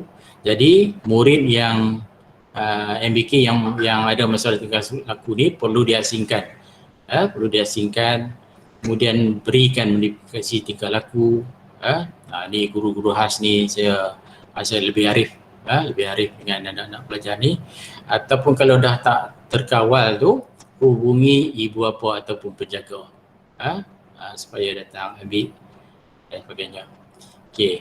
Yang keempat, bagi sesi semasa persekolahan juga, RPI dikongsi oleh guru kepada ibu bapa ataupun penjaga, rancangan pendidikan individu. Jadi RPI ni tu pengetahuan saya bersama dengan tuan-tuan pengetua dan guru besar hari ni, yang ada program PPKI ni, rancangan pendidikan individu ni adalah dokumen bertulis, selain pada guru buat RPH, setiap murid MBK perlu ada RPI dia. Yang ni telah termaktub dalam akta pendidikan, dalam akta, jelas. Jadi pastikanlah semua murid, guru menyediakan RPI. Dan kalau dalam situasi pandemik ni, kita dah tegaskan dah dengan guru-guru supaya serahkan satu salinan kepada ibu bapa ataupun penjaga, untuk sama-sama membantu murid semasa di rumah. Okey. Kemudian sentiasakan ingat MBK kurang upaya penglihatan yang perlu pegang bahan bantu belajar yang guna sama dengan rakan dia, supaya sentiasa cuci tangan dengan air ataupun sabun. Seterusnya, perabot dan peralatan yang tidak digunakan disimpan. Tadi Tuan PPD sebut, ada tirai, skirting, kemudian kalau kelas pendidikan khas ni ada tikar, ada kapet dan sebagainya, gulung simpan dulu. Tapi kita nakkan ada kerusi, meja dan peralatan-peralatan yang nak guna untuk PDP saja. Yang lain-lain tu simpan dulu. Kita nak elakkan sentuhan ni, nak elakkan sentuhan. Jadi yang ni pun kita tegaskan dah sebelum buka sekolah pada 1 Mac dulu. Baik, guru dan PPM yang terlibat dengan MBK kurang upaya penglihatan kategori B1 yang total blind tu, perlu juga sentiasa pakai pelitup muka sebab mereka akan hampir dengan murid ni. Kemudian kerap cuci tangan dengan air. Jadi yang ni lah yang SOP yang kita sebenarnya jaga supaya kita terhindarlah daripada jangkitan COVID ni. Okay. Baik, next. Teruskan. Okey. Ini yang kelima, semasa pulang. Waktu pulang. Jadi pihak sekolah mengatur waktu MBK pulang dari sekolah. Pertama, nak kurangkan masa menunggu ya Pak. Jadi kena maklum. Jadi saya pun nak mohon di sinilah kepada pengetua besar minta pelonggaran ataukan sesi juga libat urus buka sekolah ni kepada waris supaya waris pun faham. Lepas tu bila tak menunggu lama di depan sekolah tu, kita boleh elakkan kesesakan kesesakan. Kemudian guru dan PPM iring MBK ke lokasi yang ditetapkan. Bawa anak murid tu ke tempat yang menunggu, tempat menunggu yang ditetapkan. MBK yang dijemput dengan kenderaan di kawasan sekolah ataupun di dalam kawasan sekolah akan dihantar oleh pembantu pengurusan murid. Jadi yang ni lah yang kita kata tadi, perlu minta kita buat jadual, bagikan tanggungjawab untuk hantar ambil anak-anak pelajar ni di lokasi yang ditetapkan. Okey, jadi dia tak merayau kata, memudahkan semua pihak. Okey, baik, next. Okey, yang ni perkhidmatan sokongan mereka khas. Kita untuk makluman semua, kita ada satu pusat perkhidmatan mereka khas 3PK. Dia punya office dia ialah di Sekolah Kebangsaan Mereka Khas Sungai Petani di Merbuk. Kita setakat ni ada 2 pegawai bidang khusus, 2 pegawai bidang khusus iaitu sekretari dan juga jurupulih meja, dan kita sedang tunggu 2 lagi pegawai bidang khusus ni. Jadi bapa yang ada anak murid keperluan khas ni boleh mendapatkan khidmat nasihat, intervensi, terapi dan sebagainya di pusat ini. Tapi dalam tempoh fasa-fasa yang akan ada ni dalam plan pemulihan negara ni, kena patuh langkah-langkah keselamatan semasa sesi terapi dan intervensi oleh MBK. Dia ada garis panduan dia. Kemudian bapa juga kena buat temu janji. Kalau sekarang ni memanglah semua online lah. Sekolah-sekolah yang mana ada murid keperluan khas ni, mereka telah mengisi borang temu janji dan ada sesi yang dibuat oleh pegawai kita. Okey, teruskan. Ini slide yang terakhir saya rasa, iaitu pengurusan pengajaran dan pembelajaran di rumah PDPR. Jadi kepada murid-murid MBK yang tak dapat hadir ke sekolah disebabkan oleh masalah kesihatan tadi, ataupun ada bapa yang tak confident dengan keselamatan anak dia, yang Berhormat Menteri Kanan Pendidikan pun sebut, kita tak boleh paksa, tak boleh paksa dari segi kehadiran ataupun dari segi pakaian sekolah, pakaian sekolah pun kalau murid-murid MBK ni kan, dia main dengan pakaian t-shirt ke apa ke, macam murid perdana jugalah. Kita urus, kita terima. Terima seadanya, rambut panjang ke apa ke, kita terima. Yang penting dia murid ni datang ke sekolah. Okey, jadi murid yang perlu ada di rumah tu, kita kena uruskan PDPR dia. Okey. Jadi guru perlulah menyediakan bahan untuk murid ni belajar. Tadi macam apa Datin sebut tadi pun, masa murid perdana kan, dia taklah ni, dia bagi bebas kepada anak pelajar tu untuk laksanakan bahan-bahan ataupun buat aktiviti-aktiviti yang telah disediakan oleh guru. Yang ni pun MBK macam tu juga. Tapi MBK ni kita macam mana berlaku sekarang ni lah PDPR, kerjasama ibu bapa memang penting sangatlah. Jadi kita tengok pelaksanaan PDPR bergantung kepada keupayaan MBK dengan sokongan ibu bapa penjaga. Kemudian seterusnya yang ketiga, pihak sekolah boleh pinjamkan peralatan. Macam contoh, anak murid ni nak guna mesin braille kan. kita buat tapi dengan ada kebenaran bertulis daripada pihak sekolah. Seterusnya MBK kurang upaya penglihatan yang tadi itulah Braille tu diberi bahan sokongan yang secukupnya. Kalau dia kita kata rabun rabun yang teruk perlukan nota saiz besar kan, sekolah kena berilah kena berikan. MBK yang perlu sokongan maksimum ni adalah MBK kefungsian rendah lah. Kita ni ada 3 tahap dia, kefungsian tinggi, kefungsian sederhana, kefungsian rendah dalam kita mengurus murid keperluan khas ni.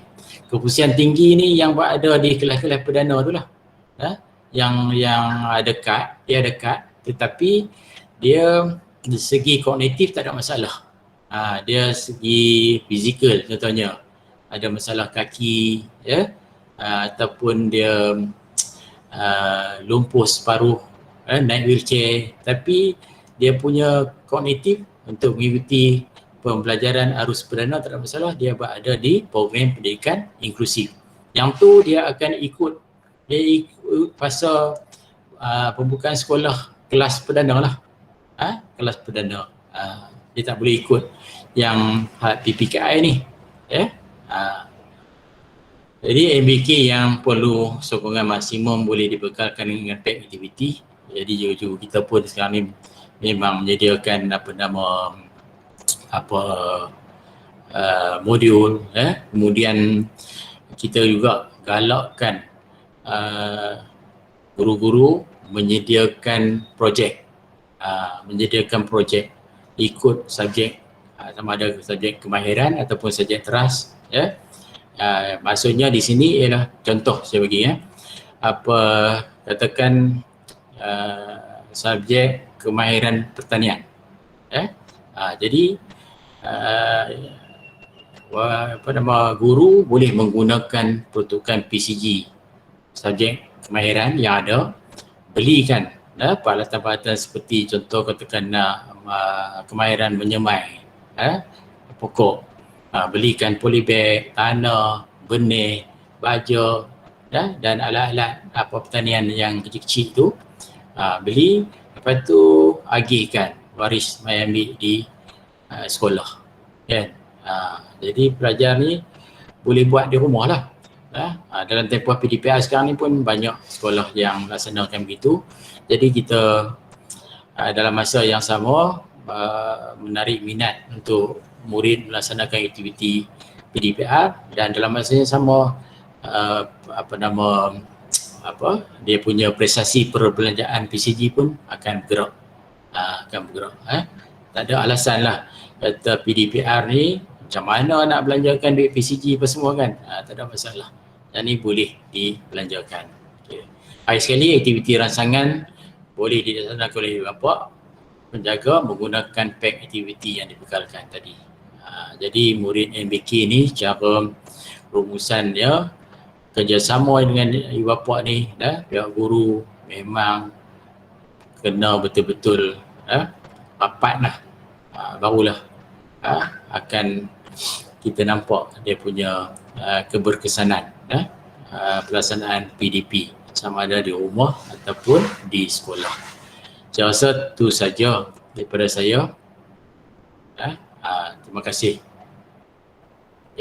Harap terutama sekali sekolah-sekolah yang ada Puan Nazimah. Tak apa, teruskan untuk ucapan akhir.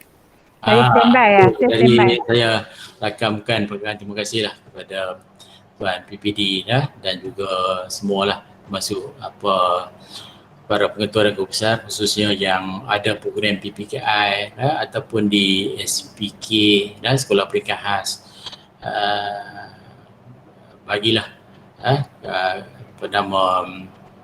kita buatlah persiapan yang sepatutnya sebab kalau hari ini pegawai-pegawai daripada bahagian peringkat khas dah turun untuk memantau persiapan buka sekolah ni di negeri-negeri fasa 2, 3 dan 4. Jadi dalam sana itu saya tengok tak ada lagi lah Kedah Tapi bila masa saja kedah ni akan diumumkan ya. Kita macam Tuan Besut tadi, kita ada masa 2 minggu daripada pengumuman tu untuk buat persiapan.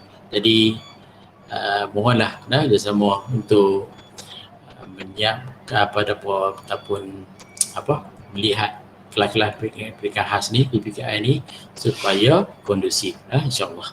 Itu saja, sekian. Terima kasih. Okay. Terima kasih Tuan KPP, Sektor Pendidikan Khas JPN Kedah, Encik Abdul Razak bin Mat. Okey, seterusnya kita pun dah pukul 1 untuk slot terakhir iaitu pengoperasian asrama penuh dan asrama harian. Cik Ustaz dengan itu dijemput Tuan PPD, Pembangunan Murid, Ustaz Ziauddin. Dipersilakan Ustaz. Baik, terima kasih Azimah. Minta stop Ustaz, saya nak kena pakai sayau Ustaz. Baik. Macam mana? Okey, kita alright, teruskan. Itu ada. Ustaz buka lagi tadi, Ustaz buka dah. Tekan. Di mana? Buat. Mana? Oh ni. Ya ni. Sana.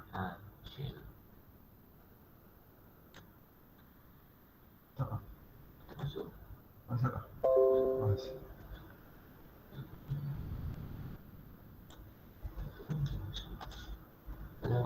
Satu ni.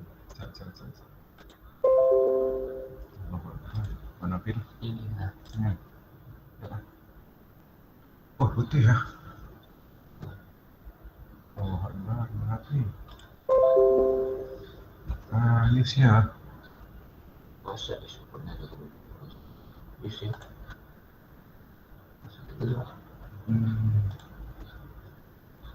Mana nak? Ni ya. Hilang tu ya. Oh nak letak dia. Ambil letak lah. Ada. Tak ada, kami semua dengar. Oh, dengar. Sorry. Okey. Saya terus dalam tab publication nampak tak Azimah? Tak nampak. Tak nampak dah. Kosong. Okey. Tak nampak tak apalah, saya baca skrin yang ada pada saya ni. Baik. Baik, masih Puan Azimah. Assalamualaikum warahmatullahi taala wabarakatuh. Yang berusaha Tuan PPD, rakan-rakan timbalan, sahabat-sahabat daripada Pengetua Guru Besar. Assalamualaikum warahmatullahi taala wabarakatuh dan salam sejahtera. Untuk maklumat berkaitan dengan anak-anak kita di asrama, sedikit saya kongsikan dengan tuan-tuan dan puan.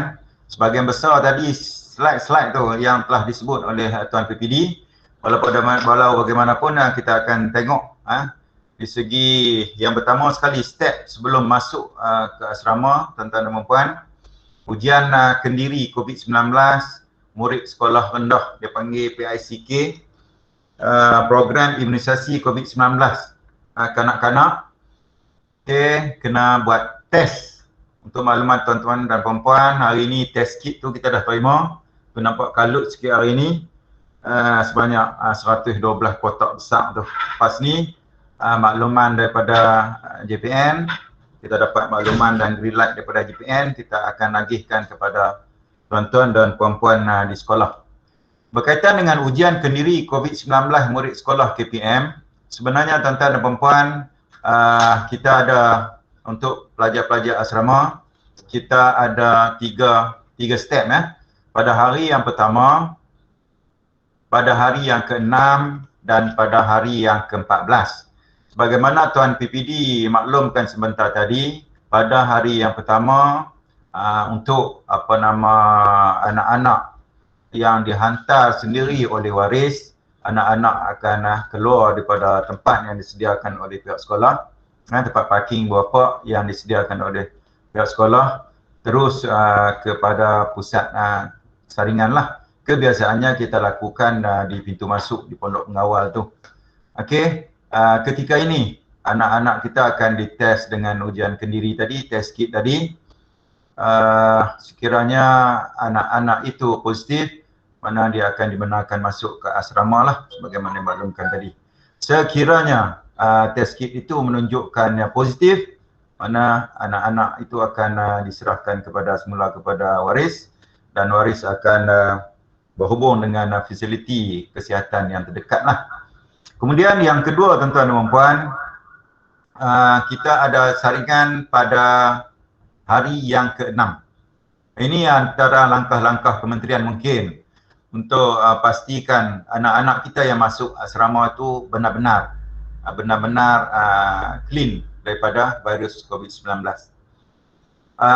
Juga hari yang seterusnya ialah hari yang ke-14. Tujuan dia adalah untuk macam saya sebut tadi, untuk pastikan anak-anak kita benar-benar selamat, berada dalam gelembung selamat. Disebut sebagai asrama sebagai gelembung selamat untuk anak-anak kita di sekolah.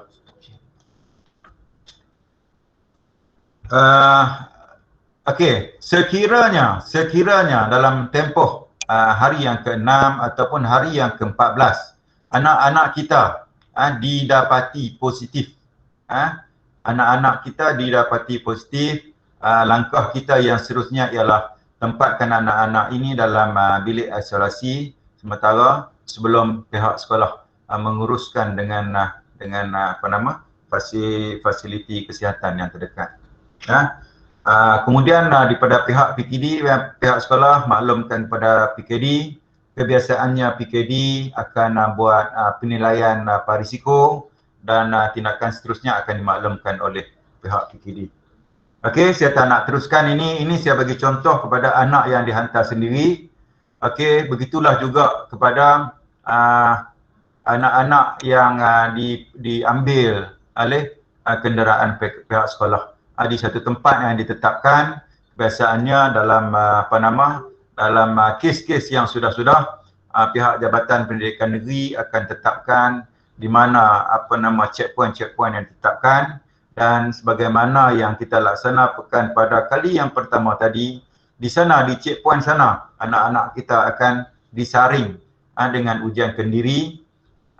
Kalau negatif, boleh terus dengan naik bas untuk bertolak ke asrama. Kalau positif, kita serahkan kembali kepada waris untuk dirujuk kepada fasiliti kesihatan yang terdekat. Saya rasa itu dah memadai untuk panduan tuan-tuan dan puan-puan. Begitu jugalah kenderaan udara dan air sebagaimana yang disebutkan tadi. Checkpointnya ialah mungkin di airport dan di jeti-jeti. Andai anak-anak kita positif, dia boleh teruskan, dan andai anak-anak kita keputusannya adalah negatif, boleh terus masuk dalam kenderaan. Sekiranya anak-anak kita resultnya adalah positif, kita pulangkan kepada IWAPAK untuk dirujuk kepada fasiliti kesihatan yang terdekat. Okey, tuan-tuan dan puan, yang seterusnya kita kepada pengoperasian asrama. Sebenarnya untuk dikongsi di sini dengan tuan-tuan dan puan-puan, pengoperasian ini berlaku sebagaimana kita mulakan pada 1 Mac 2021 dulu. SOP-nya sama, tidak ada perubahan. Katil yang double decker, katil yang double decker kita kena ada pengidangnya. Begitu juga dengan SOP pergerakan kita ke tandas dan sebagainya. Itu SOP biasa yang kita perlu ikuti. Baik, yang seterusnya saya nak kongsi dengan tuan-tuan di Dewan Makan. Prosedurnya sama, dengan penjarakan 1 meter, dan saya suka nak mengingatkan kepada tuan-tuan dan puan-puan, langsir-langsir itu kita simpan dululah, yang mana boleh menghalang pengudaraan di kantin asrama. Begitu jugalah, samalah juga dengan di kantin sekolah. Okey, tuan-tuan dan puan-puan, sedikit perkongsian saya dengan tuan-tuan dan puan-puan adalah berkaitan dengan program PICK, program imunisasi COVID-19 untuk kanak-kanak. Sekarang sedang berlangsung. Alhamdulillah sebelum ni kita dah set up dengan 8 PPV. Kita dah set up dengan 8 PPV untuk anak-anak kita yang berumur 16 dan 17 peringkat awalnya. Tapi bila kita buat tindakan susulan bersama dengan PKD alhamdulillah bekerjasama penuh dengan kita dan amat memahami situasi kita dalam menyediakan fasilitis untuk vaksinasi ini, dan mereka mengambil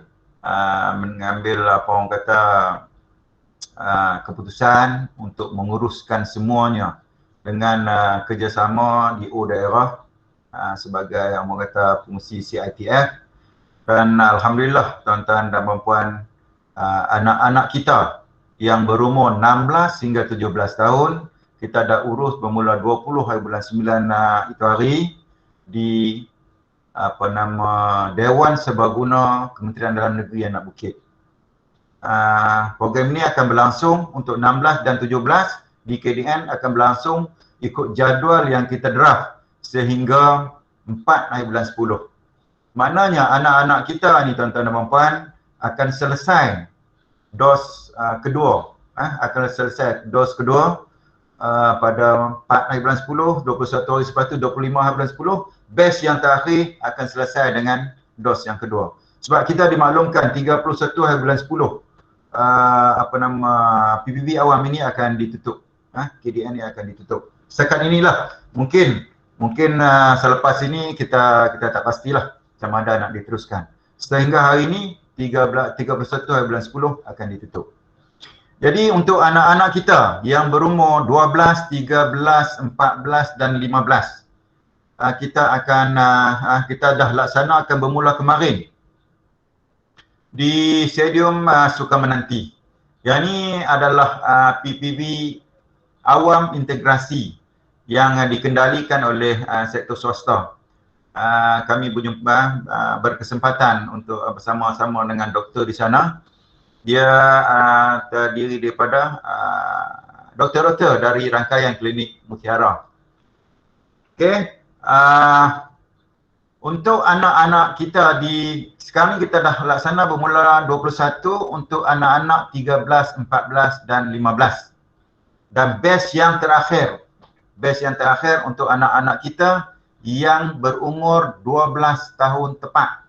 Maknanya dah orang kata sampai tarikh lahirnya baru dia layak. Berbanding dengan anak-anak kita 13, 14, 15, 16 dan 17 dia kira umur tahun semasa. Tapi bagi kes anak-anak kita yang berumur 12 tahun ini, dia mesti tepat 12 tahun ikut tarikh lahir. Dan saya mengambil kesempatan ini untuk mengucapkan berbanyak-banyak terima kasih atas kerjasama tuan-tuan dan puan-puan dalam menyiapkan tapak Excel yang diuruskan oleh PKM Sekolah Tuan-tuan dan Puan-puan bersama dengan tim-tim mereka mungkin yang terpaksa bekerja ad hoc untuk siapkan data itu. Sebab kami akan panggil berdasarkan kepada request daripada PKD. Katakan untuk besok, 800 orang. PKD kita perlu 800 orang. Kita akan tengok data-data daripada sekolah yang hampir gabungan sekolah tu yang hampir. Let's say satu sekolah A dia ada 500, sekolah B ada 300. Kita dulukan sekolah itu, kita maklumkan pada pihak sekolah untuk uploadkan data itu dalam MyVas, dan daripada MyVas itulah akan di-link kepada MySejahtera. Mana ibu bapa akan dimaklumkan secara melalui sistem MySejahtera lah. Di samping tindakan orang kata susulan daripada kita melalui PKM akan wawarkan kepada ibu bapa melalui grup WhatsApp. Okey, tidak ada ni untuk pahaman tuan-tuan dan puan-puan, tidak ada sebarang walk-in. Semua yang datang ke PPV di Sukan Menanti dan KDN adalah atas jemputan PKD melalui PPD dan pihak sekolah. yang kita duduk viral, yang kita bimbang sangat ni tuan-tuan dan puan. Ada yang sebut so boleh walk in anak-anak di sekolah, contohnya sekolah A, esok boleh pergi walk in di Sukamenanti. Ini tidak akan berlaku, ini tak berlaku. Sebenarnya kita yang jemput pihak sekolah. Semuanya pihak sekolah sekarang ni, PKM dan tim dia sekarang ni sentiasa siap siaga.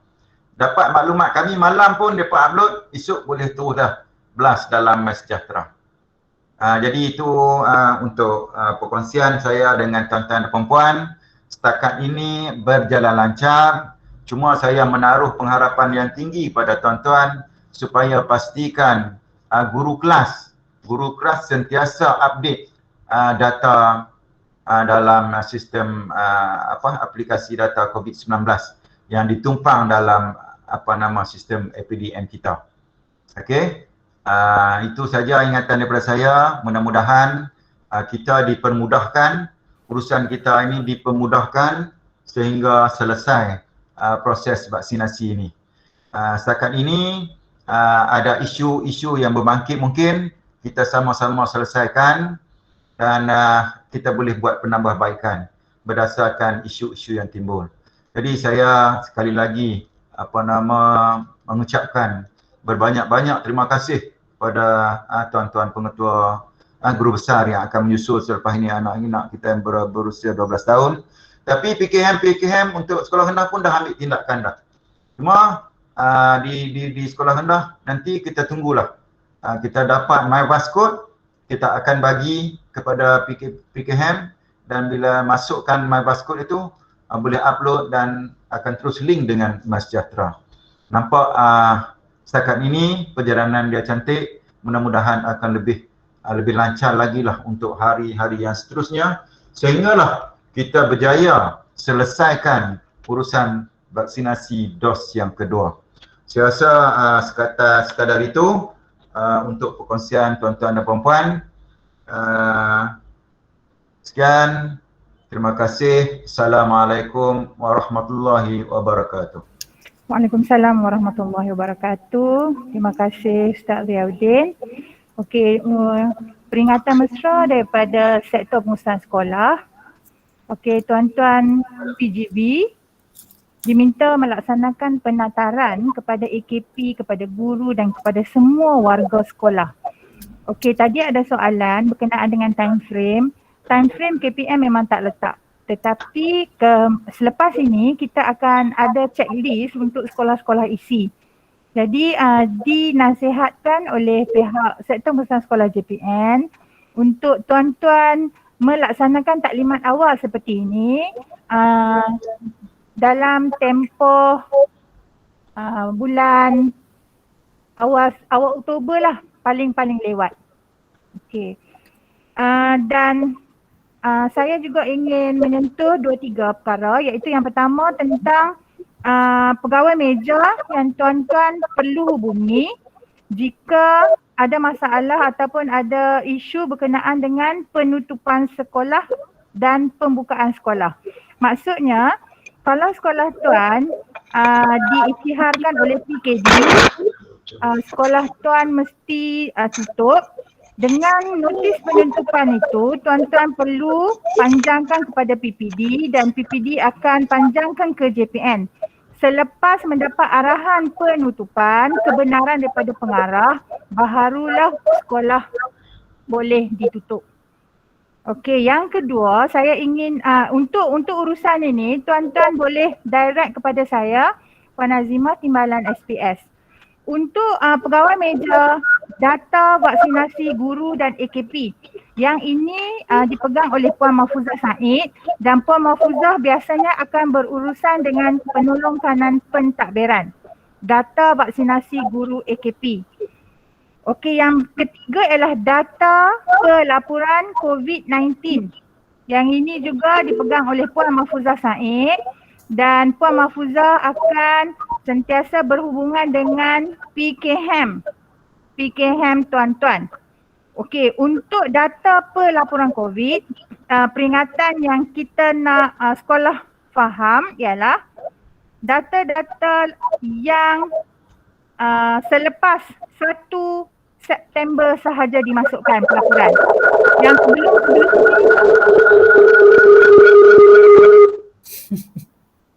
Ustaz Zainuddin tak off mic. Okey. Yang pelaporan-pelaporan yang sebelum 1 September, sekolah tak perlu update. Okey, sekolah hanya masukkan data pelaporan COVID hanya selepas 1 September. Dan kita juga diingatkan supaya diisi dengan cermat dan berhati-hati sebab pihak PPD yang mahu pun JPN tidak boleh membuat pembetulan. Hanya boleh diubah oleh BPPDP iaitu Bahagian Perancangan dan Penyelidikan Dasar. Kena melalui proses lah, kena buat isi surat, semua macam-macam. Okey, untuk makluman juga untuk data pelaporan COVID ni pegawai perlu sahkan 5 kali 1 hari. Okey, yang keempat, pegawai meja untuk data cicir murid. Okey, maklumat-maklumat ni kita penting untuk kegunaan mungkin dapatan-dapatannya akan digunakan di pihak KPM. So data murid cicir untuk sekolah rendah, pegawai PIC-nya ialah Encik Muhammad Khairul Nizam bin Abdullah. Untuk data murid cicir menengah, PIC dia ialah Encik Muhammad Yusuf Nur.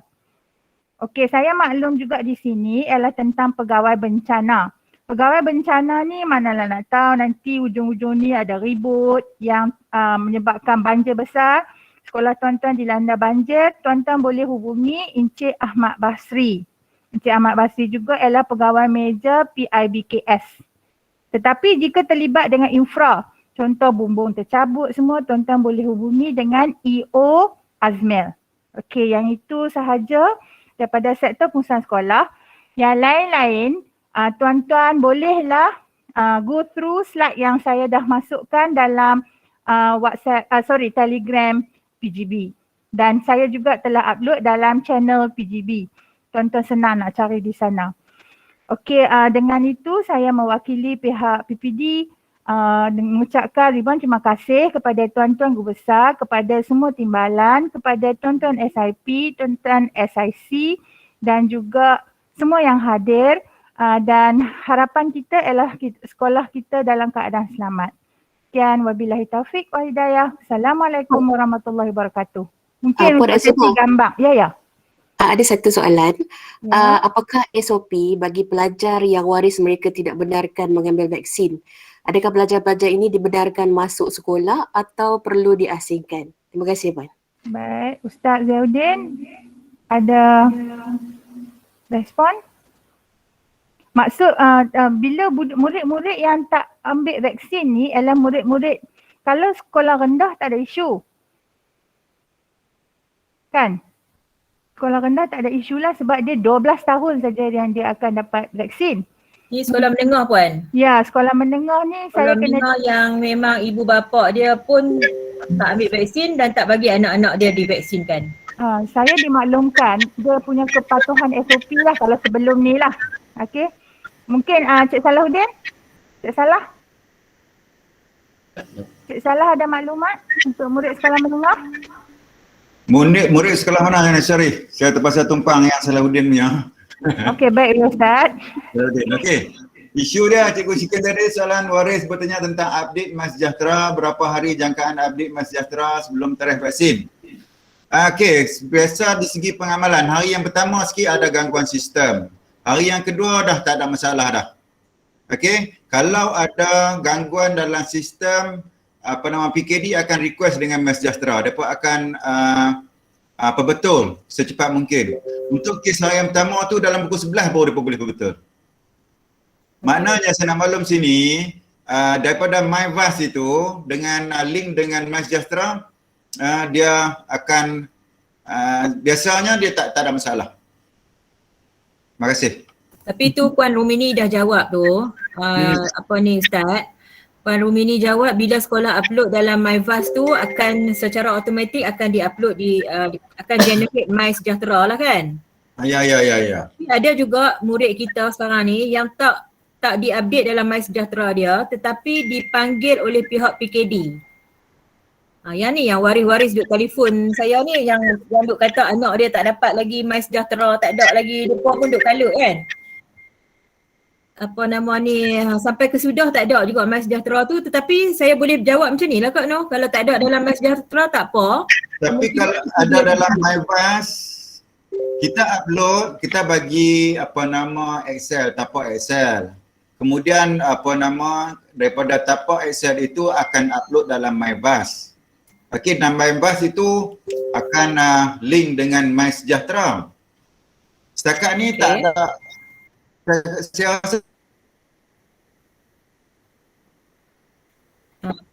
tak setakat inilah. Setakat ini tak ada lagi yang berhubung dengan kami dalam kes yang macam ni. Terima kasih.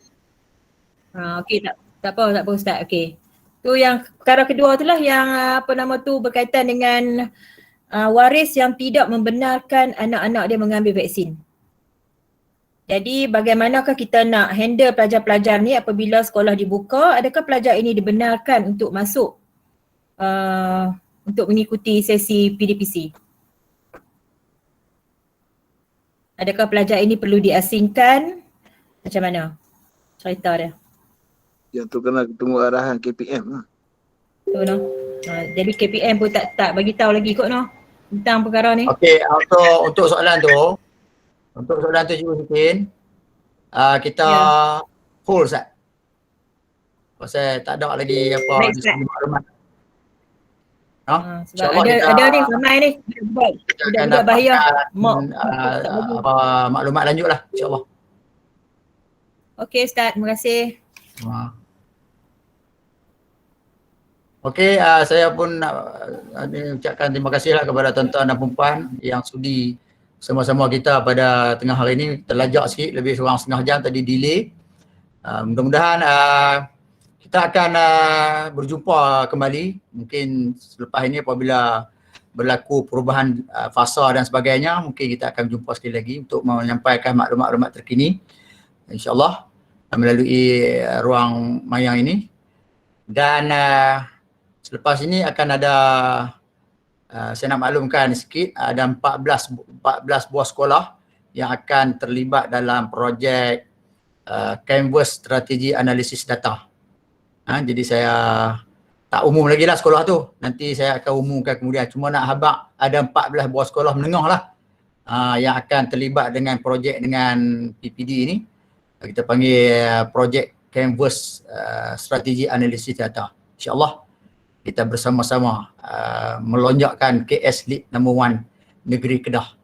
Jadi tuan-tuan lah yang saya harapkan untuk bersama-sama KS Lead No. 1 Kedah dan seterusnya Malaysia. Amin. Ya amin.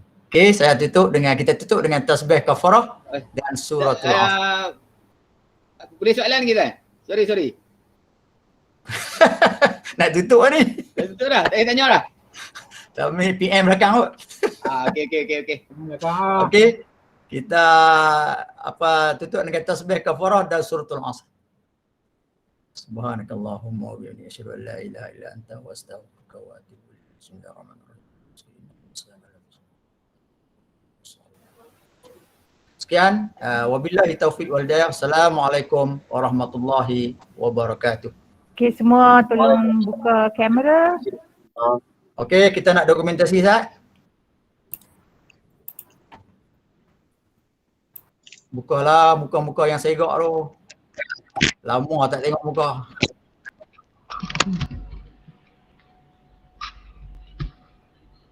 Duduk bilik seorang-seorang tak apa buka.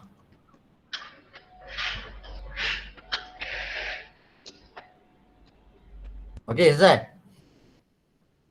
Okey. Boleh. Jumpa lagi pada masa yang akan datang. Masuk Cikgu Syikil lepas ni. Masih tuan. Okey. Okey. Assalamualaikum.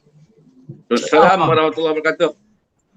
Terima kasih Tuan, terima kasih Tuan-Tuan Timbalan. Terima kasih semua. Okey. Terima kasih. Assalamualaikum. Assalamualaikum. Okey, terima kasih semua. Okey. Jumpa lagi. Jumpa lagi tuan. Terima kasih. Terima kasih. Terima kasih.